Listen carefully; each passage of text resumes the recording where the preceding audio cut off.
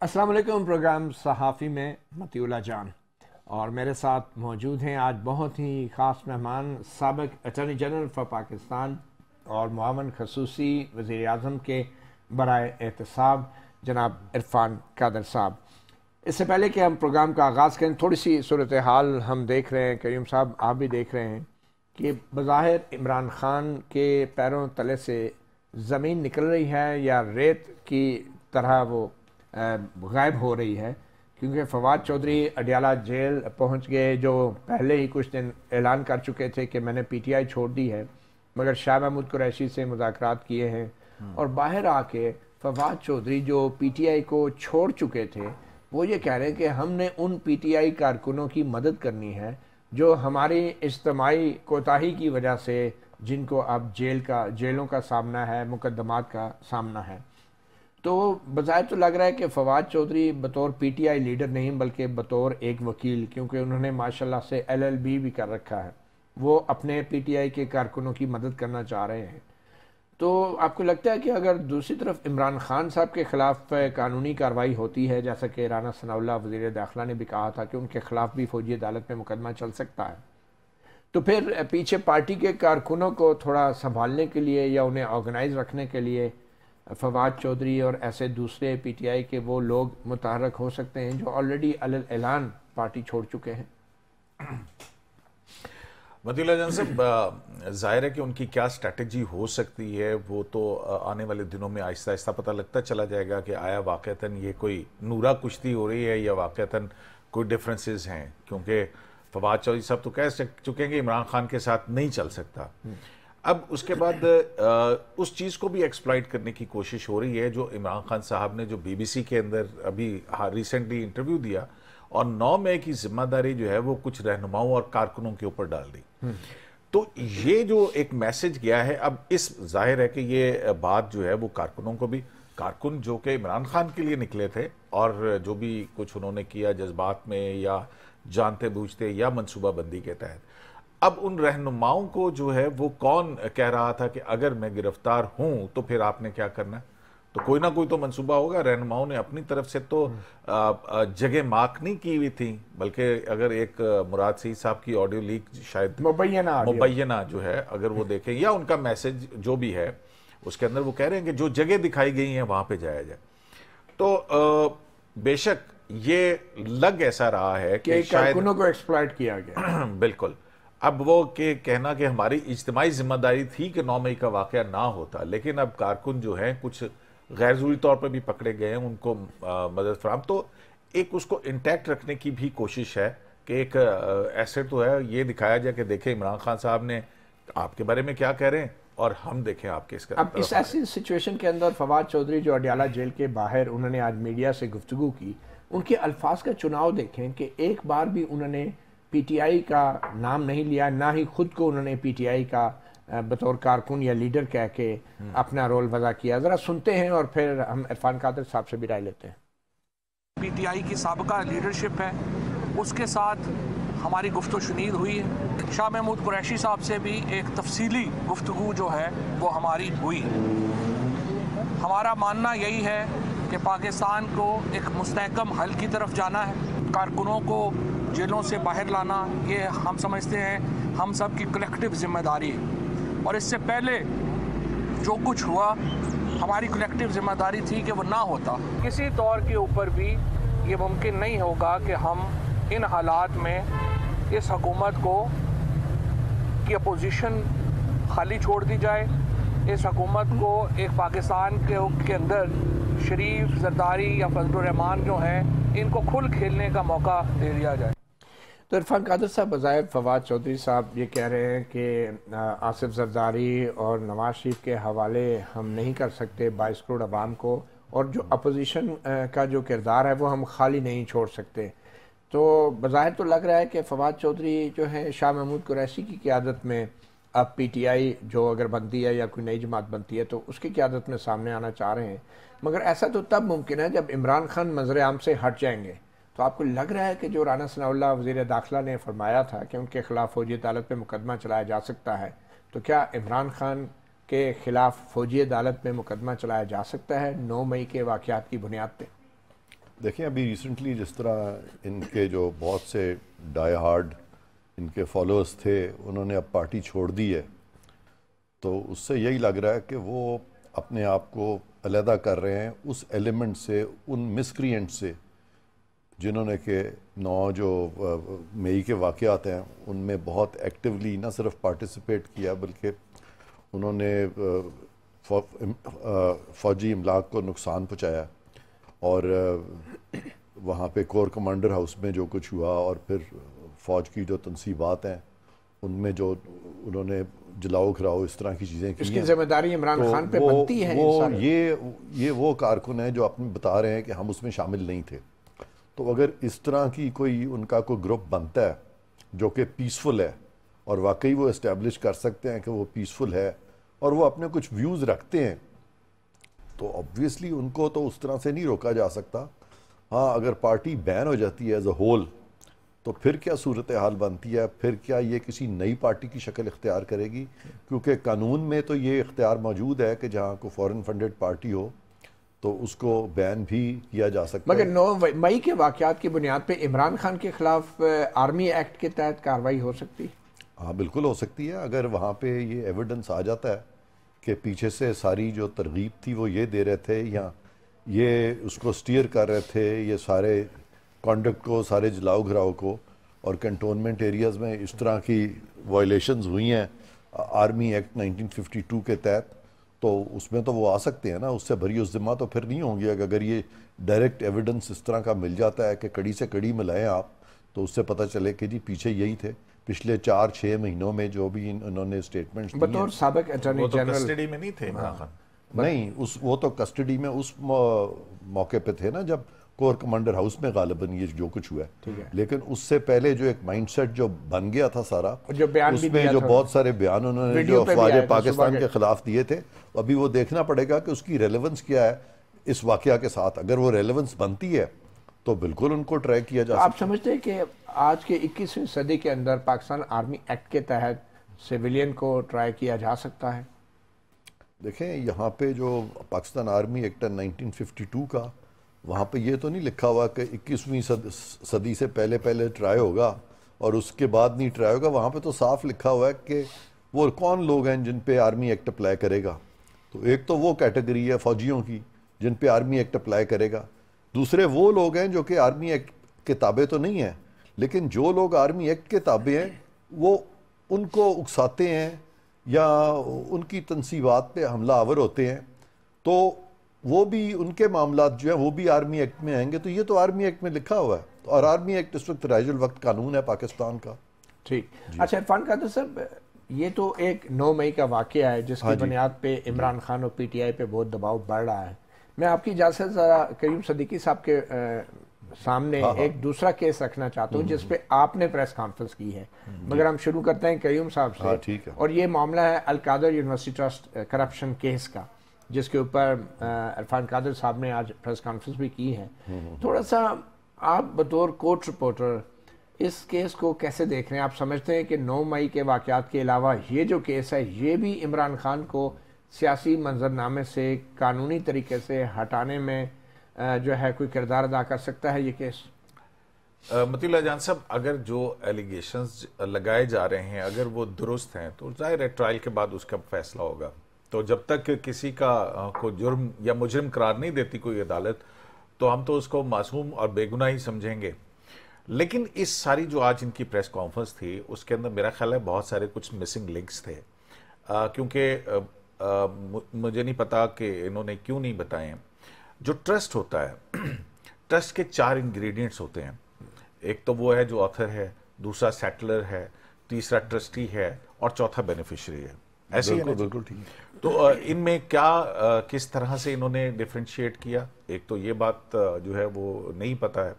دوسری بات ایک یہ ہے کہ یہ جو ان کا موقف ہے کہ فیڈرل گورنمنٹ نے یو کے گورنمنٹ کو چیٹ کیا، تو یو کے گورنمنٹ جو ہے کیا وہاں پہ اس وقت کوئی اس طرح کی لٹیگیشن موجود ہے، اور کیا پاکستان کی حکومت جس کی احتساب کے مشیر ہیں جناب عرفان قادر صاحب، یہ یو کے گورنمنٹ کے ساتھ وہاں پر جا کر یہ مقدمہ اٹھائیں گے کہ آپ کو چیٹ کیا گیا؟ اس کا کیا امپیکٹ ہوگا اور اگر نہیں اٹھائیں گے تو پھر یہ ساری ایکسرسائز کا مقصد کیا ہے؟ تو پھر دوسری اس کے بعد جو ہے ایک اور کہ یہ کہہ رہے ہیں کہ جناب کابینہ کے اندر جو ہے وہ بند لفافہ کی منظوری دے دی گئی، سیل بند پڑے بغیر دے دی گئی، اور کابینہ کا آج کوئی نوٹ بھی انہوں نے پڑھا ہے۔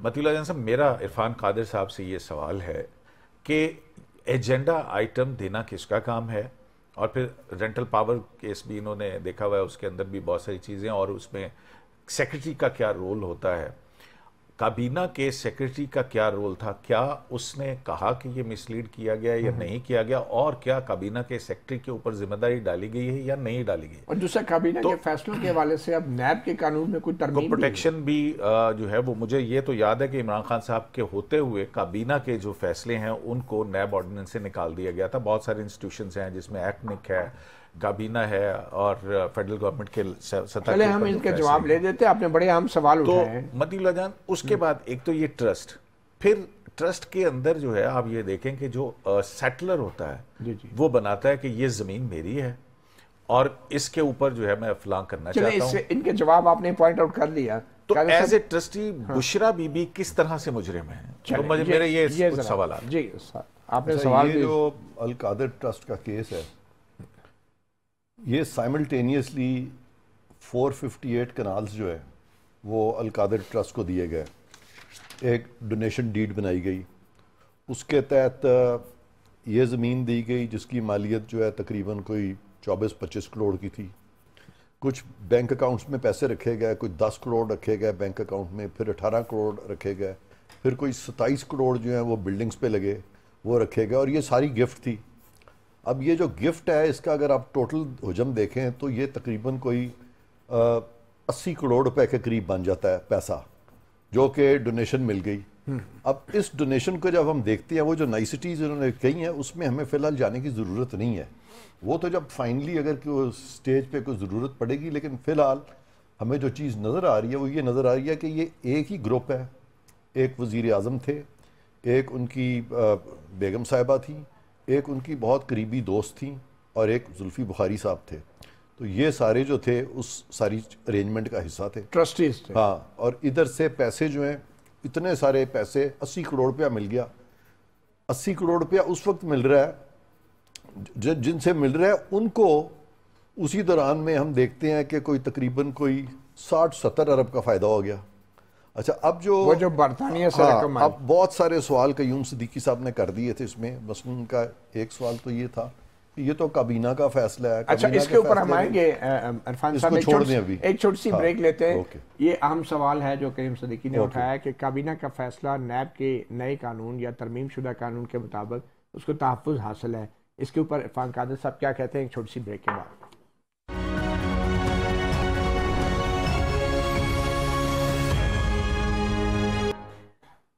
قیوم صدیقی اور سابق اٹارنی جنرل عرفان قادر ہمارے ساتھ موجود ہیں۔ عرفان قادر صاحب، قیوم نے جو سوال اٹھایا کہ کابینہ کے فیصلوں کو تحفظ حاصل ہے، اور بظاہر الزام یہ ہے کہ عمران خان کی کابینہ کے وزراء نے وہ معاہدہ دیکھے بغیر ہی اس کو منظوری دے دی تھی، کہ جو معاہدہ برطانیہ کی نیشنل کرائم ایجنسی اور حکومت پاکستان کے بیچ تھا، اور جس کے تحت وہ پیسے ریاست پاکستان کے بینک کے اکاؤنٹ میں آنے تھے۔ اس حوالے سے میں نے بھی فواد چودھری سے ایک سوال کیا تھا، وہ جب ایک اسلام آباد میں ہی ایک مقام پہ، تو انہوں نے کیا کہا تھا، یہ سن لیتے ہیں۔ میں نے تو معاہدہ نہیں دیکھا۔ آپ کیبنٹ کے ممبر نہیں رہے؟ نہیں، وہ سیل بند تھا، کیبنٹ نے بھی نہیں دیکھا، میں سیل تھا، بغیر دیکھے کیبنٹ نے کیسے سیل کروا دی ایک چیز؟ نہیں، وہ عمران خان صاحب نے ذاتی طور پہ سیل کروایا؟ نہیں، عمران خان نے نہیں، جو آفر آئی تھی یہ کیبنٹ نے سیل کیا؟ ہاں، نہیں، این آئی یو کی طرف سے جو آپشن تھی وہ یہ تھی کہ جی یا تو آپ اس معاہدے کی پاسداری کریں جو ان کے درمیان ہوا ہے، اور $104 ملین پاکستان میں ٹرانسفر ہو جائے، دوسری صورت میں صرف ٹرانسفر کیا تک معاہدہ تھا، انہوں نے یہ تو نہیں کہا تھا کہ سپریم کورٹ کو۔ تو عرفان قادر صاحب، یہ ایک آفر یہ تھی فواد چودھری صاحب کے مطابق کہ یا تو آپ جو ہیں اس کی منظوری دے دیں معاہدے کی، ورنہ وہ پیسے آپ کو نہیں ملیں گے۔ تو فواد چودھری صاحب جو کہہ رہے ہیں بغیر دیکھے، کیا کیبنٹ ایسے کر سکتی ہے؟ کرنا تو نہیں چاہیے۔ کیبنٹ جب اتنی بڑی بنی ہوئی ہے، اور کیبنٹ جب ایک ایسا یعنی ایک ادارہ ہے جو کہ آپس میں مشاورت کے لیے بنا ہوا ہے، اور وہ مشاورت میں وزیر اعظم کی معاونت کرتے ہیں، تو پھر ان کا وہاں پہ اس چیز کو دیکھنا نہ، ہر چیز کو نظر انداز کرنا اور وہاں ایسے ہی بیٹھے رہنا، تو یہ تو اس میں تو بدنیتی کا عنصر ملتا ہے. مگر جو نیب کا یعنی اس سے زیادہ کیا بدنیتی ہوگی کہ آپ اگر وہاں بیٹھے ہیں کیبنٹ میں اور وہاں پہ آپ بسکٹ کھا رہے ہیں، پیسٹری کھا رہے ہیں، اور وہاں پہ ساتھ ساتھ میٹنگ بھی اٹینڈ کر رہے ہیں، لیکن آپ وہاں فوکس ہی نہیں کر رہے، آپ اپنا پرواہ ہی نہیں کر رہے، تو اس لیے تو آپ کو کابینہ میں لوگوں نے الیکٹ کر کے نہیں بھیجا ہوا نا جی. نہیں، لیکن عرفان قادر صاحب اگر وہ نہیں کر رہے ہیں تو اس سے جرم کون سا بنتا ہے؟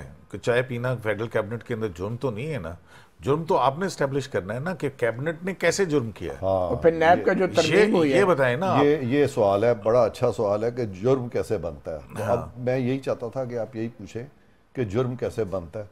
جرم ایسے بنتا ہے کہ انہوں نے یہ کہا کہ یہ جو پیسہ ہے یہ اسٹیٹ آف پاکستان کا ہے. اگر آپ اس وقت کے بہت سارے اخباروں کے تراشے دیکھیں تو نہ صرف کہ سر تراشوں پہ کیس چلائیں گے یا کانکریٹ ایویڈنس کے اوپر؟ بھی آئی تھی، نہیں پریس ریلیز ان لوگوں کی آئی ہے نا، ان ساروں کی آئی ہے. گورنمنٹ آف اور پاکستان ایک پریس ریلیز نہیں آئی بلکہ اس میں ویڈیو کلپس بھی ہیں. یعنی اس کو آپ کہتے ہیں پریس کانفرنس بھی ہے، اس پہ یونیورسل ٹیسٹمنی اس کو کہتے ہیں. جب ایک بات تواتر سے بار بار کی جائے دیٹ بیکمز یونیورسل ٹیسٹمنی.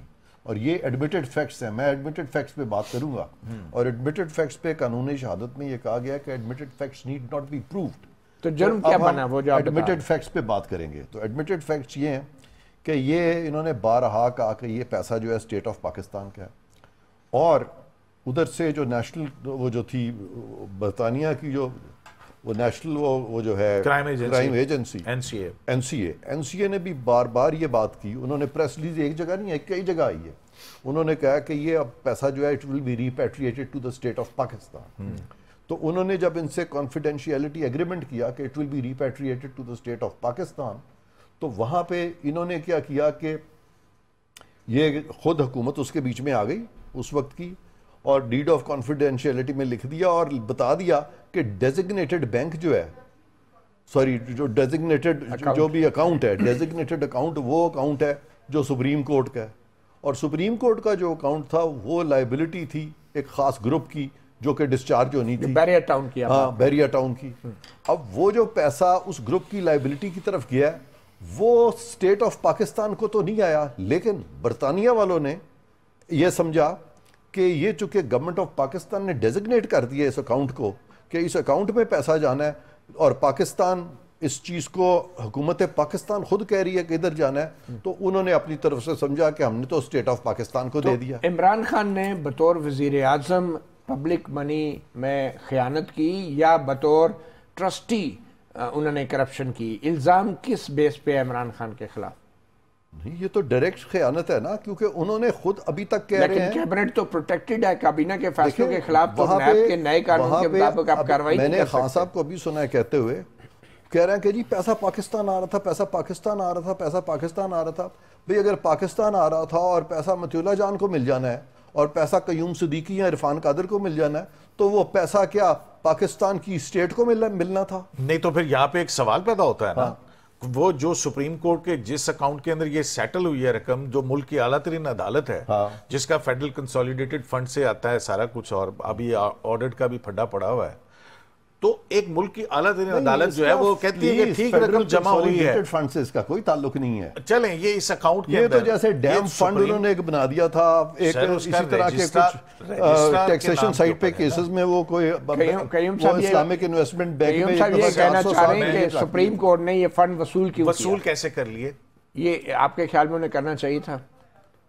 ہاں، لیکن ابھی پیسہ اگر وہاں پڑا ہوا ہے تو نیچرلی اس چیز پہ نہیں، لیکن ابھی یہ آپ کی بات بالکل سوچنے والی ہے کہ سپریم کورٹ نے یہ ساری چیز کو ان کو چاہیے تھا، اگر وہ برطانیہ سے آ رہی تھی تو میں سمجھتا ہوں کہ یہ سپریم کورٹ کو بالکل دیکھنا چاہیے، یہ چیز دیکھنی چاہیے. اور کیوں نہیں انہوں نے دیکھی؟ اور اگر انہوں نے نہیں دیکھی تو کیا وہ بھی کوئی معاونت کر رہے تھے کسی کی؟ کیا وہ بھی اعانت کر رہے تھے؟ آپ کو یاد ہے کہ اس پہ بہت سال پہلے میں نے اور آپ نے مجھ سے کچھ سوال کیے تھے ایک دفعہ، آپ وہاں پہ آئے تھے میرے گھر پہ، اگر آپ کو یاد ہے اسی چیز پہ. تو میں نے یہ کہا تھا کہ یہ معاملہ جو تھا اس وقت یہ تو پینڈنگ تھا نیب کے سامنے، اور اگر نیب کی تفتیش ہو رہی ہے اور معاملہ نیب کے پاس آ گیا ہے تو اس کو ختم کرنے کے 2-3 طریقے ہیں. یا تو وہ ریفرنس فائل ہو جاتا, اور ریفرنس اگر ہو جاتا فائل تو وہ یہاں اینڈ ہوتا کنوکشن میں یا ایکویٹل میں, اور دوسرا رستہ تھا وہاں پلی بارگین ہوتی یا والنٹری ریٹرن ہوتی. سپریم کورٹ کو کیا اختیار ہے کہ جب معاملہ نیب کے پاس آ جائے تو سپریم کورٹ خود ہی یہ سارا کچھ تو نیب کے ریفرنس میں تو رجسٹر لہٰذا قیوم صاحب ایک سیکنڈ, تو آپ اس کو بنا رہے ہیں اس میں ہمیں یہ بھی دیکھنا پڑے گا اس ساری چیز میں کہ سپریم کورٹ کا وہ ایک ڈیفرنٹ کیس ہے, وہ جو لائبلٹی ہے وہ ڈیفرنٹ ہے, لیکن اب یہ ساری چیزیں کٹھی ہو رہی ہیں, مکس اپ ہو رہی ہیں. ابھی یہ جو سوال کر رہے ہیں اصل میں وہ یہ ہے کہ کیا ملک ریاض بھی شریک ملزم ہے اس کیس میں, اور پھر رجسٹرار پیسہ تو وہاں پہ گیا نا. یہ بڑا انٹرسٹنگ ہے کیونکہ اس پہ جب میں نے دیکھا تو اس پہ جو برطانیہ کی وہ جو نیشنل کرائم ایجنسی ہے انہوں نے کہا ہے کہ یہ کسی فرد واحد کے خلاف کوئی کرمنالٹی اس سے رائز, وہاں لکھا ہوا ہے, بیچ میں لکھا ہوا ہے. جو زمین دی ہے ٹرسٹ کو اس میں برطانیہ کی ایک سیکنڈ پہلے وہ برطانیہ میں ون بائی ون چلتے ہیں, ذرا آہستہ چلتے ہیں. اس میں انہوں نے وہاں پہ لکھا ہوا ہے کہ کسی فرد کے خلاف کوئی جرم نہیں ہے اس میں, اور یہ ایک لائبلٹی ہے جو کہ یہ پیسے کی حد تک بس ہے. یہ کہ سر یہ بتائیں ملک ریاض نے رشوت دی عمران خان کو یا نہیں؟ کیا ملک ریاض نے 450 ایکڑ زمین کی 458 ایکڑ زمین کی رشوت دی عمران خان کو یا نہیں, یہ بتائیں. اچھا اس میں رشوت کیسے ہے پہلے یہ بھی ایک سیکنڈ. اب ملک صاحب کا تو موقف پروبیبلی یہی ہوگا نا کہ یہ ڈونیشن تھی, ڈونیشن ڈیڈ ہے نا ایک وہاں پہ. اب خان صاحب کو وضاحت کرنی پڑے گی کہ اتنی بڑی ڈونیشن آپ کو کیوں دی, اور اس نہیں یہ تو جو دینے والے ہیں اس کو وضاحت کرنی چاہیے نا, خان صاحب کو تو بات کی بات ہے. نہیں میرا نہیں خیال, میں اس سے اگری نہیں کرتا. وہ اس وجہ سے کہ ہمارے پاکستان میں آپ کو پتا ہے کہ لوگوں کے بڑے بڑے معاملے جو ہیں وہ کئی دفعہ وہ ان کو یہ ملک صاحب نے تو یہ باتیں کی ہوئی ہیں, انہوں نے تو یہاں تک پہیے لگانے پڑتے ہیں فائلوں. مطلب ملک صاحب معصوم ہیں؟ نہیں معصوم نہیں. میں آپ کو میرا سوال وہیں پہ میں ملک صاحب کو ڈیفینڈ نہیں کر رہا, ویسے بات کر رہا ہوں. میں بھی نہیں کہہ رہا کہ آپ, میں آپ کو بتاتا ہوں. ہاں میں آپ کو بتاتا ہوں. یہ جو تھا نا کہ جی رشوت لینے والا دینے والا تو دونوں کو پکڑ لو, یہ ایک رومن لا کا میگزم ہے, میں آگے بھی ذکر کر چکا ہوں آپ کے پروگرام میں, نہیں بھی کیا. میں ہے کہ رشوت لینے والا دونوں جہنمی ہیں. ٹھیک ہے نا, وہ آگے جا کے جہنمی ہو جائیں گے نا. یا دنیا کی حد تک تو ایکسٹرپی کوز اے نان ریٹر ایکشن کا جو پرنسپل تھا, جو ہمارا جو قانون ہے وہ بھی دونوں کو سزاوار سمجھتا ہے. نہیں ایسے نہیں ہے.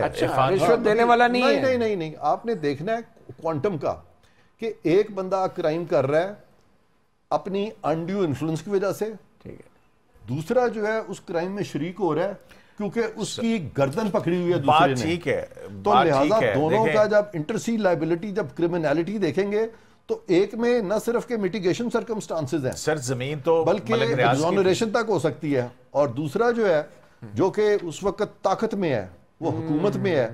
تو یہ ڈسٹنکشنز جو ہیں جب کرمنالٹی آتی ہے تو یہ دیکھنی پڑتی ہیں. آپ کو بھی کوئی طاقتور زبردستی کرے تو آپ بھی رشوت دے دیں گے؟ میں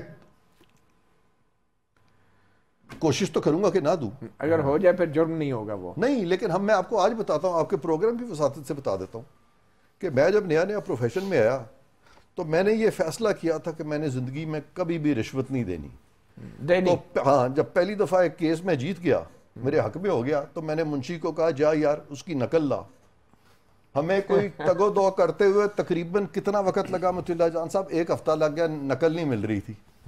تو میں نے کہا اچھا نہیں مل رہی, تو میرے ذہن میں وہ تھا قائد اعظم کا پاکستان. تو میں گیا وہاں سیشن جج تک میں گیا کہ بھئی یہ دیکھیں ہمیں نقل نہیں مل رہی. تو وہ جو مجھے دھتکار ہوئی, جو ٹریٹمنٹ ہوئی, کہ میں نے تنگ آ کے منشی کو کہا, منشی نے کہا جی یہ تو بخشیش تو دینی پڑے گی. تو یہ 450 ایکڑ کی بخشیش دی ہے. سن تو نہیں, یہ بخشیش نہیں ہے, یہ بخشیش ہے اس لیے سنیں. اچھا, یہ بخشیش لینے والا مجرم ہے. سنیں تو صحیح, بخشیش اس لیے ہے کہ یہ جو 60-70 کروڑ ہیں اس سے وہاں پہ تو چلا گیا معاملہ 70 ارب پہ. یعنی ان کا ذرا کمپیئر اس کے مقابلے میں بخشیش مقابلے میں. اور یہ جو اتنے بڑے بڑے یہ جو وینچرز ہوتے ہیں, مطلب آپ مجھے بتائیں آپ یہ کر سکتے ہیں میں کر سکتا ہوں یہ؟ چلے سب قیوم صاحب کو بڑے دیر سے وہ بڑا مشکل یہ سارا ایک سوال لیتے ہیں. عرفان قادر صاحب نے چیزیں جو ہے نا گول مول کر دی ہیں. نہیں گول نہیں کی, آپ پوچھیں مجھ سے.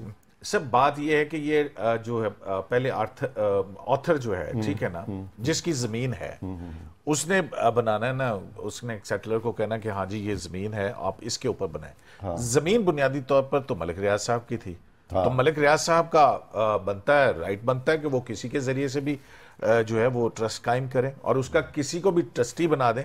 آپ یہ بتائیے کہ اس کے اندر سے ٹرسٹی نے کیا فائدہ لیا اور اس کا بینیفیشری عمران خان کس طرح سے. اس سوال کا جواب ہم وقفے کے بعد لیتے ہیں, چھوٹی سی بریک کے بعد, کہ آخر اس ٹرسٹ کے اندر عمران خان کو یا بشرا بی بی کو فائدہ کیا ہوا. عرفان قادر صاحب اٹارنی جنرل ہمارے ساتھ موجود ہیں. وقفے سے پہلے سوال اٹھا قیوم صدیقی کی طرف سے کہ آخر ٹرسٹ میں جو زمین دی گئی اس کا عمران خان کو یا دوسرے جو ٹرسٹی ہیں بشرا بی بی ان کو فائدہ کیا ہوا. سر مختصر جواب دیں پھر ہم آگے چلتے ہیں. ان کو یہ فائدہ ہوا کہ اتنی بڑی ڈونیشن ان کو مل گئی اور وہ بغیر کچھ کیے ہوئے مل گئی ان کو, ان کے ٹرسٹ کو. ہاں کچھ کر کے بھی ڈونیشن دی جاتی ہے, ملتی ہے یا نہیں, کوئی بھی نہیں دیتا اتنی بڑی. آپ یہ کہہ رہے ہیں کہ جو کابینہ نے فیصلہ کیا 70 ارب روپے کا جو فائدہ دیا یہ اس کے بدلے میں یہ جو ڈونیشن ہے, کیا کسی شخص نے اس پہ کوئی جبر تھا کہ اس نے دی, یا کہ یہ ایسی ارینجمنٹ تھی جس میں کہ دونوں اکو مکو تھے؟ تو آپ کے خیال میں ملک صاحب کے کوئی فائدہ ہوا, ملک ریاض صاحب کو بھی اس ڈونیشن میں ہاں یہ چیز اب نیب کو ورک آؤٹ کرنی پڑے گی کہ اگر تو دونوں کے لیے ون ون سچویشن تھی اور یہ ہو رہا تھا کہ you scratch my back and I scratch yours, تو اس صورت میں تو نیب کو نوٹسز تو سب کو دینے پڑیں گے, اور میرا خیال ہے کہ انہوں نے نوٹسز سب کو دیے ہیں, انہوں نے سب کو دیا اور سب کو سنا جائے گا, سب کو سنا جائے گا. ایک سابق وفاقی وزیر فیصل واڈا انہوں نے بڑا سنگین الزام لگایا کہ آئی آئی کے سابق سربراہ جنرل فیض حمید نے بھی اس سارے ڈیل میں بڑا فائدہ اٹھایا. سنتے ہیں پھر آپ سے بھی رائے لیتے ہیں. اوکے. جو آدمی ہے جس نے اس کو ڈیزائن کیا, اس کرپشن کا سب سے بڑا بینیفٹ اٹھایا, سب سے زیادہ پیسہ اس پرٹیکولر کیس میں بھی, باقی کیسز کے علاوہ بھی کمایا اور کھایا اور دندناتا پھر رہا ہے, وہ ہے فیض حمید. اور اس کی باقیات آپ کو پتا, اور میں ابھی فیض حمید صاحب کی صرف لوکل ایسٹس, پاکستان کے ایسٹس کی بات کر رہا ہوں, بیرون ملک تک ابھی میں نہیں جا رہا, جاؤں گا, ابھی نہیں جا رہا. ان کی باقیات سینیٹ میں ہی موجود ہیں, دائیں بائیں بھی موجود ہے. میرا شہزاد اکبر کا بہت سیویئر آرگیومنٹ ہوا اور اس کے وٹنسز ہے. جب میں نے اسے کہا کہ یہ خان صاحب کو میں نے کہا یہ آدمی سلطانی گواہ بنے گا, یہ ملک سے بھاگ جائے گا, اور اس آدمی کو اور کچھ اور آدمیوں کو بھگانے بھی فیض حمید کا ہاتھ ہے. تو عرفان قادر صاحب, فیض حمید صاحب بھی, ان کا بھی کوئی کردار ہے اس ساری ڈیل میں؟ مجھے نہیں پتا اس حوالے سے, مجھے بالکل نہیں پتا. وہ فیصل واڈا صاحب کہہ رہے ہیں ان کو ہوگا نا, وہ جب وہ شاید اس طرح کے مجھے دکھائیں گے اچھا تو پھر میں کمنٹ کر سکتا ہوں. آپ سمجھتے ہیں کہ نیب کو اس دعوے سے بھی انویسٹیگیشن کرنی چاہیے؟ مجھے نہیں پتا کہ وفاقی وزیر جو اس کیبنٹ کا حصہ تھے, جس کیبنٹ میں وہ ڈیل طے ہوئی, واڈا صاحب کی یہ جو بات ہے کس حد تک ایویڈنس پہ بیسڈ ہے, اس کی کریڈیبلٹی. یہ کیبنٹ کے ممبر تھے سر, ٹھیک ہے, عمران خان کی. اگر وہ ساتھ وہ شواہد ایویڈنس بھی دے دیتے کہ جی ان کے جو اثاثہ جات ہیں, جس دن وہ نوکری میں آئے تھے ان کے پاس 20 روپے کے اثاثہ جات تھے, جس دن وہ D G I S I نہیں رہے اس دن ان کے پاس 20 ارب کے ہو گئے, اس طرح کا کوئی موازنہ کر کے بتاتے تو چلے ٹھیک ہے. یہ تو بڑا لمبا روٹ آپ نے بتا دیا. نہیں مجھے صرف یہ جو ساری گفتگو ہوئی ہے اس سے جو مجھے نتیجہ اخذ کرتے ہوئے ملتا ہے وہ یہ ہے کہ یو کے میں کوئی کرائم نہیں ہے. جو فیڈرل کیبنٹ کے فیصلے ہیں وہ نیب کے تحت پروٹیکٹڈ ہیں, اور جو ٹرسٹ کا فائدہ کیا ملا, ٹرسٹ کو ہی وہ رقم ملی, اور پھر اس کے بعد جو ٹرسٹ کی زمین ہے وہ اس کی ہے جس نے ٹرسٹ بنایا ہے. تو پھر ملک ریاض صاحب کو نہ تو کچھ ملا نہ دیتا, تو پھر یہ اس کے کرمنالٹی کہاں آئی جس کو اسٹیبلش کرنا ہے وزیر اعظم کے. اچھا, ملک ریاض صاحب کو وہ جو 60-70 ارب روپیہ, قیوم صاحب کو جو 60-70 ارب روپیہ ملک ریاض کے بیاہ پہ سپریم کورٹ میں جمع ہوا, ملک ریاض کو ابھی بھی کچھ نہیں ملا. نہیں دیکھیں, بات یہ نہیں ہے, بات یہی ہے 60-70 ارب روپیہ کس کھاتے میں سپریم کورٹ میں جمع ہوا. رجسٹرار یا سپریم کورٹ کو کیا نوٹس بھیجا گیا؟ پہلے آپ اس پہ رائے دیں نا, رجسٹرار سے بعد میں پوچھیں گے. آپ بتائیں کیا 60-70 ارب روپیہ ملک ریاض کا تھا؟ ملک ریاض کا تھا یا جس کا بھی تھا, نہیں آپ بتائیں. فیڈرل گورنمنٹ نے دیا, فیڈرل گورنمنٹ نے دیا. آپ کے خیال میں کس کا پیسہ تھا؟ فیڈرل گورنمنٹ نے دیکھیں پیسہ تو اگر ایک چیز بتائیں مجھے کہ یو کے اندر کرمنالٹی کسی انڈیویجول کے ساتھ ایٹریبیوٹ یو کے کو چھوڑیں، یہ بتائیے پیسہ عوام کا تھا یا نہیں تھا؟ مطیع اللہ فیڈرل کیبنٹ پیسہ عوام کا تھا یا نہیں تھا؟ فیڈرل یہ اسٹیبلش کرنا ہے انہوں نے، میں یہی تو کہہ رہا ہوں۔ رائے کیا ہے؟ میری رائے میں نے آپ کو بتا دی ہے کہ ابھی یہ صرف ٹامک ٹوئیاں مار رہے ہیں، ان کو پتہ نہیں ہے کرنا کیا ہے ہم نے۔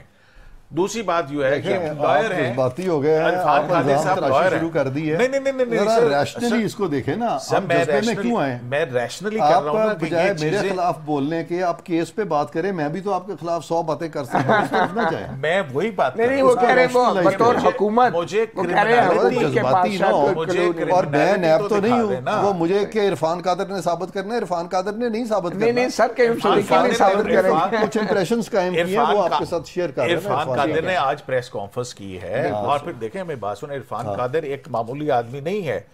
نہیں خیر آدمی تو معمولی ہے، یہ تو نہیں مانتا آپ کی بات۔ ایک عرفان قادر صاحب دوسری ایک اور بھی بات ہے کہ ابھی تک کیس یا ریفرنس یا جو بھی ہے ابھی بنا نہیں ہے۔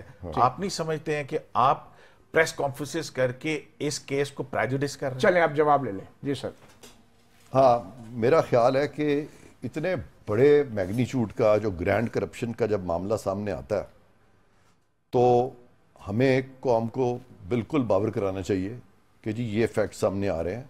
ہم نے ہرگز یہ نہیں کہا کہ کسی کی آپ کنوکشن کر دیں اس وقت۔ ہم نے قوم کو بتایا کہ خاص طور پہ ایک بات ہو رہی تھی بار بار ریاست مدینہ کی بات ہوتی تھی، ساری دنیا کو چور چور کہا جاتا تھا، تو لہٰذا آپ بھی صرف چور چور کہہ رہے ہیں۔ ایسی چیز نہیں، چور چور ہم نہیں کہہ رہے ہم تو۔ سر آپ کے جو پریڈیسیسر تھے بیرسٹر شہزاد اکبر وہ بھی یہی کر رہے تھے۔ نہیں سر اس ملک کا ہر پرائم منسٹر چور چور کیوں اپوزیشن کروا دیتے ہیں؟ مطیع اللہ جان صاحب دیکھیں، میں نے فیکٹس آپ کے سامنے رکھے، میں نے یہ رکھا آپ کے سامنے کہ یہ پیسے جو ہیں بار بار کہا گیا پاکستان کی حکومت کی طرف سے، برطانیہ کی حکومت کی طرف سے کہ یہ اسٹیٹ آف پاکستان کے پیسے ہیں۔ ٹھیک ہے، اسٹیٹ آف پاکستان کو ایک آنا نہیں ملا۔ چلیں ٹھیک، What do you conclude from this؟ State of اس سے زیادہ اسٹرانگ، یہ اتنا اسٹرانگ پوائنٹ ہے روزر روشن کی طرح یہ ہے۔ اس کے اوپر تو نیب کی انکوائری بھی ہوگی اور عمران خان صاحب کو اور دوسرے ٹرسٹیز کو طلب بھی کیا گیا ہے۔ فیصلہ تو آبویسلی عدالتوں نے کرنا ہے، جس طرح پچھلے کئی مہینوں سے ہم دیکھ رہے ہیں بڑے بڑے فیصلے ہو رہے ہیں۔ صحافی پروگرام سے اتنا ہی اجازت دیجیے، اللہ حافظ۔